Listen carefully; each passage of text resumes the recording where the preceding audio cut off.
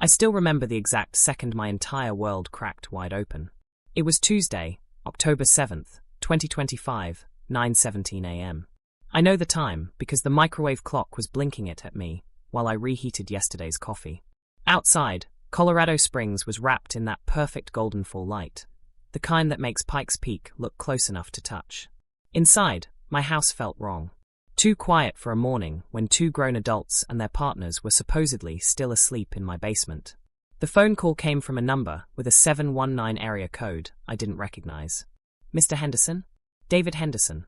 The voice on the other end was trembling, so hard I could hear it through the static. This is Sarah Klein, the wedding photographer from Ethan and Jenna's day. I'm so sorry to call like this, but I found something in the raw files. Something terrible. Please come to the studio alone. Don't tell Ethan. Don't tell anyone. Not yet. I opened my mouth to ask what the hell she was talking about, but she was already whispering. Tomorrow. 10 o'clock. I'll text the address. And then the line went dead. I stood there in my kitchen holding a cold mug, feeling the first icy fingers crawl up my spine. $50,000. That's what I had handed over, smiling like an idiot, for the perfect mountain wedding my oldest son swore would be the happiest day of his life. 50 grand on top of the 25,000 in cash gifts the guests stuffed into that stupid birdcage on the gift table. 75,000 total, gone in one blizzard of confetti and champagne. And now the photographer was scared to even speak on the phone.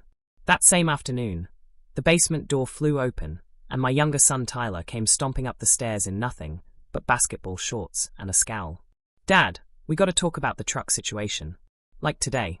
He didn't even say hello. Just launched straight in while opening my fridge like he paid the mortgage. My Tacoma is literally embarrassing me, Dad. Chloe's dad bought her that new Jeep Rubicon, and I look like a broke college kid rolling up in rust. You said you'd help. I was still staring at my silent phone, Sarah's words looping in my head like a broken record. Later, Ty, I muttered.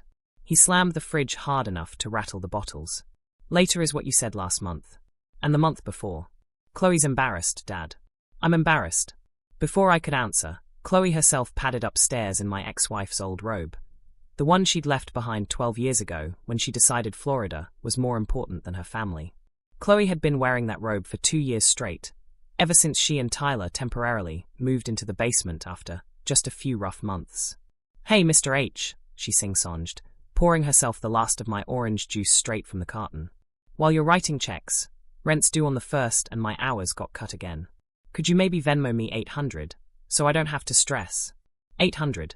Like it was pocket change. I felt my jaw lock. They'd lived in my basement for 26 months. Not one rent check. Not one utility bill. Groceries? I bought them. Internet? I paid for the 1 gig fiber they used to stream 4K TikToks all day. And every time I brought it up, Tyler would give me that wounded look and say, "We're family, Dad. Family helps family." I was still processing Sarah's call, so I just said, "I'll think about it," and escaped to my office. Big mistake. Because at 6:42 p.m. the front door opened, and in walked Ethan and Jenna, the newlyweds themselves, glowing like they'd stepped off a magazine cover. Ethan hugged me hard. The same way he did the night, he asked me to walk him down the aisle since his mom was too far away. "Dad, you're not going to believe this condo we found. Downtown lofts, floor-to-ceiling windows, view of the whole front range." Jenna looped her arm through his, and finished the sentence like they'd rehearsed it. "Only thing is the down payment's a little steep. We're short 35,000. But if we don't jump now, it'll be gone by next week." 35,000. On top of the 50 I'd already spent. On top of the 25,000 in cash gifts. On top of the 5 grand I'd slipped Ethan the week after the honeymoon, because Jenna's student loans are killing us. I just nodded like a man watching his own bank account commit suicide. That night I didn't sleep. Not even for 10 minutes. I sat on the back deck until 4 a.m., wrapped in a blanket, staring at the city lights and replaying every moment of that wedding day. Ethan's nervous smile when he saw me in my tux. Jenna's tearful thank you speech about how I was the father she never had. The way they both clung to me in photos, like I was their safety net. What the hell had Sarah seen? Wednesday, October 8th. I drove downtown with the windows cracked, even though it was 40 degrees outside. Anything to keep the panic from closing my throat. Sarah's studio was in an old brick building off Tejon Street. She met me at the door looking like she hadn't slept either. dark circles under her eyes, hair in a messy bun, hands shaking as she turned the deadbolt behind us. "I almost deleted these," she whispered, leading me to the back editing suite. "I should have deleted them. But I couldn't. You paid for every frame, David. You deserve to know." She sat down, woke her iMac, and opened a folder marked Private, Do Not Use. The first 20 photos were normal. Getting ready candids, bridesmaids laughing, groomsmen adjusting ties. Then she clicked to image 1847. My knees actually buckled. There, through the frosted side window of the bridal cottage, was Jenna, my daughter-in-law of exactly 33 days. White silk robe slipping off one shoulder. Pressed up against a man who definitely wasn't my son. His hands were under the robe. Her fingers were knotted in his hair. Their mouths were fused together like the world was ending. Sarah's voice was barely audible. Timestamp says 1:47 p.m. ceremony, started at 5 o'clock on the dot. She clicked again. Same couple, different angle. Now the robe was on the floor. His venue staff badge was visible. Alex Moreno, lead bartender. Click. Zoom on Jenna's left hand. The engagement ring Ethan had saved 6 months to buy her was turned inward, palm side. And on Alex's left hand, a thick gold wedding band caught the light like a slap in the face. I couldn't speak. Sarah handed me a 256 gigabytes thumb drive in a tiny black envelope. Every raw file with metadata intact. GPS coordinates, camera serial number, exact second. If you ever need them in court, they're bulletproof. I don't remember driving home. I only remember the weight of that drive in my shirt pocket, burning like a coal against my heart. When I walked through the front door, the house smelled like burnt toast and weed. Tyler and Chloe were on my couch playing Fortnite, feet on my coffee table, surrounded by empty White Claw cans. "Yo, Dad," Tyler yelled without looking away from the screen. "Chloe's mom is kicking us out of her garage for storage. Can we use the third bay starting next week?" I didn't answer. I walked straight past them, up the stairs, and locked my office door. That's when I made the mistake of opening the wedding spreadsheet I'd built like a lovesick fool. Every vendor payment, every gift envelope logged with the guest's name. Total cash gifts, $68,400. I'd handed Ethan the updated tally myself the morning after, beaming like an idiot while he hugged me and said, "You're the best dad in the world." I was still staring at those numbers when I heard Tyler's voice drift up from the basement stairs. He must have thought I was outside. He was on speakerphone, laughing.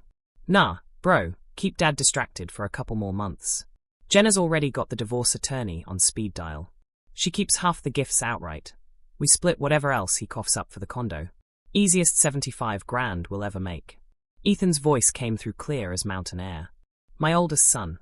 The one I taught to ride a bike. The one I held when he cried the day his mom left. "Tell Chloe to keep pushing the truck thing," Ethan said. "Guilt works every time. Once Jenna files right after New Year's, we'll be set for life. Old man's too soft to ever say no." I slid down the wall and sat on the carpet, thumb drive digging into my palm hard enough to bruise. It wasn't just Jenna cheating 3 hours before walking down the aisle. It was both my sons, my own flesh and blood. They hadn't planned a marriage. They'd planned a heist. And I was the mark. That was the moment every ounce of softness I had left for them evaporated. Like someone flipped a switch, and the father who would have died for his boys simply ceased to exist. I opened my laptop with shaking hands and typed 4 words into Google. Asset Protection Attorney Colorado. Thursday, October 9th. 9 a.m. sharp. I was sitting across from Margaret Maggie O'Donnell, senior partner at O'Donnell & Associates, a woman whose website said she'd spent 20 years keeping family businesses safe from entitled heirs and gold-digging spouses. I laid it all out. The photos. The overheard call. The basement freeloaders. The wedding that cost more than most people's houses. Maggie never flinched. Just slid her reading glasses on and said, "David, you're not the first father this has happened to, and you won't be the last. But you will be one of the ones who comes out the other side whole, if you're willing to be ruthless for once in your life." She outlined the plan like a general briefing troops. 1. Irrevocable trust, everything, house, brokerage accounts, the rental properties. My 401k gets moved in within 72 hours. Once it's signed, not even a court order from God himself can touch it. 2. Formal 30-day eviction for Tyler and Chloe. Colorado law is crystal clear on adult children with no lease. 3. Restraining order prep in case anyone gets stupid. 4. And most importantly, silence. We do this quiet and surgical. No warnings. No second chances. I signed every document she put in front of me without reading a single footnote. For the first time in years, I felt something stronger than grief. Control. The next 30 days were the longest, cruelest, most cathartic month of my life. I'm going to take you through every single one of them. Not because I want pity, but because if even one dad out there is reading this while his grown kids bleed him dry, I want him to know exactly how it feels when you finally stand up and say enough. Day 1. I came home with a manila folder full of legal drafts thicker than a phone book. Tyler and Chloe were asleep until 2 p.m. as usual. I left the certified eviction envelopes on the kitchen island, weighted down with a salt shaker, so they couldn't pretend they never saw it. Tyler found them first. I heard the screaming from my office. Dad, what the hell is this? 30 days? You're kicking out your own son. Chloe came running up in tears, mascara already halfway down her cheeks. Mr. H, this is insane. We're family. I didn't raise my voice. Just looked Tyler dead in the eye and said, family pays rent. Or they leave. You've had 26 months of free. Clock's ticking. He called me every name he could think of. Threatened to tell Grandma. Threatened to post about me online. I just closed the office door and turned on white noise, so I wouldn't have to listen. Day 3. Ethan and Jenna showed up unannounced with Starbucks and fake smiles, trying the let's talk this out like adults routine. I invited them to the dining table, poured myself coffee, and slid the thumb drive across the wood like a poker player revealing a royal flush. Before anyone speaks, I said calmly, open that on your laptop. The color drained from both their faces the second Jenna appeared on screen, wrapped around the bartender. Ethan tried the, it's not what it looks like route. Jenna went straight to Waterworks. I let them dig for 5 full minutes before I cut them off. I heard the speakerphone call, too. The one about splitting the gifts after the divorce you've already planned. Save the performance. I'm not buying tickets. Ethan's mask slipped. For 1 second I saw pure contempt. You had no right to spy on us. I had every right, I said. I paid for the wedding, the photographer, the open bar that bartender poured. Turns out I accidentally bought the truth, too. They left without another word. Jenna was sobbing into Ethan's shoulder, so hard I thought she'd throw up on my porch. Good. Day 5. Tyler tried the guilt trip. Sat on the couch at 1 a.m. crying about how he looked up to me, and didn't know how to be a man without my help. When tears didn't work, he switched to anger, punched a hole in the drywall next to the fridge. I handed him a can of spackle and said, add it to the list of damages you'll be paying for when you lose the security deposit you never put down. Day 8. Chloe's mom called me, an abusive narcissist, on Facebook and made her post public. Within hours I had 47 comments from people who'd never met me calling me monster, boomer, trash father. I screenshotted every single one for the harassment file Maggie was building. Day 12. Ethan tried the nuclear option. Showed up with my sister Karen, the one family member I still spoke to. She cried in my living room about blood being thicker than water. And, what would Mom think if she was still alive? I waited until she was done, then played the speakerphone recording on the TV at full volume. Karen went white. She left without hugging anyone. Day 15. Halfway there. I came home from work to find my office door jimmied open. Papers scattered. The trust drafts were out of order. Someone had photographed every page with their phone. I installed Ring cameras in every hallway that same night. Motion alerts set to my phone only. Day 18. Tyler tried the scared little boy act. Knocked on my bedroom door at 3 a.m. whispering, Dad, I'm sorry. I messed up. I'll get a job tomorrow. Just please don't make me homeless. I opened the door, looked him in the eye, and said, you've had 6,570 days since you turned 18 to get a job. You chose not to. 15 left. He called me a heartless bastard and slammed the door so hard the frame cracked. Day 21. Jenna came alone this time. No makeup. Hair in a messy bun. Looking small and broken on my front porch. David. I ended things with Alex the second I realized I really loved Ethan. It was cold feet. A mistake. Please don't destroy my marriage over one stupid afternoon. I almost felt sorry for her. Almost. Then I remembered the speakerphone call. The planned divorce. The condo down payment. You didn't make a mistake, Jenna. You made a plan. And I wasn't part of the future in it. I closed the door while she was still crying. Day 23. Tyler's final card. He brought home a rescue puppy. A little golden retriever mix with one blue eye. The kind of dog that makes your heart melt instantly. Look, Dad. We can all heal as a family if we just... I was already on the phone with the shelter confirming it was a rehome from someone who saw his Facebook post. Returned the dog myself the next morning. Tyler didn't speak to me for 3 days. Day 26. The trust finalized. Maggie called me at 8:03 a.m. Congratulations, David. As of 30 seconds ago, your children couldn't pry a dime from you with a crowbar and a court order. Everything is locked down tighter than Fort Knox. I actually laughed out loud in the Home Depot parking lot. People stared. I didn't care. Day 28. Jenna called from a new number, voice raw from crying. The divorce papers are already filed, David. The lawyers took almost everything. I'm moving into a studio with 2 roommates. I just need $20,000 to breathe. Please. I'm begging you. I watched the sun set over the mountains from my deck and said the sentence I'd practiced in the mirror for weeks. You stopped being my daughter-in-law the moment you decided I was a lottery ticket. Then I blocked the number. Day 30. November 6th, 2025. 8 a.m. The El Paso County Sheriff's deputy knocked loud enough to rattle windows. Tyler Henderson and Chloe Martinez, you have 2 hours to vacate the premises with personal belongings only. Tyler opened the door, looking like he hadn't slept in days. Chloe was already sobbing into a hoodie. They tried everything in those 2 hours. Screaming, crying, threatening to call the news, begging on their knees in my hallway. I stood in the doorway of my office and watched them stuff clothes into trash bags like I was watching strangers. At 9:58 a.m. Tyler made one last stand in the foyer. You're going to die alone, Dad. And when you do, we won't even come to the funeral. I looked him in the eye and smiled for the first time in 30 days. Good. The deputy escorted them to their car. Chloe was hysterical. Tyler flipped me off with both hands as they pulled away. I closed the door. And the silence. God, the silence was the most beautiful sound I'd ever heard. 3 days later, I was on the deck drinking coffee when my phone rang. Unknown number. David? It's Sarah Klein, the photographer. For the first time in weeks, my heart didn't race with dread. It did something else entirely. Hey Sarah.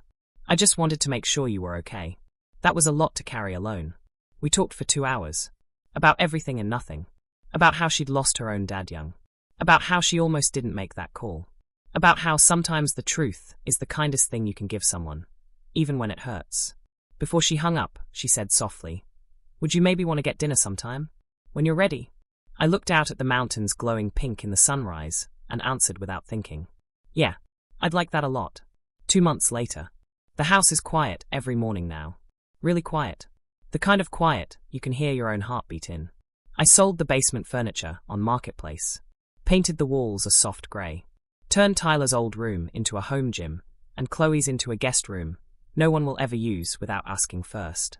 Ethan and Jenna's divorce was final last week. I wasn't invited to the hearing. I didn't want to be. Tyler got a job at a warehouse. Chloe moved back with her mom. They both blocked me on everything. That's fine. I still get the occasional angry text from a cousin or aunt about family sticking together. I don't reply. Sarah and I have been seeing each other for 6 weeks now. Slow. Easy. The way things are supposed to start when you're 54 and finally done carrying the world for people who never said thank you.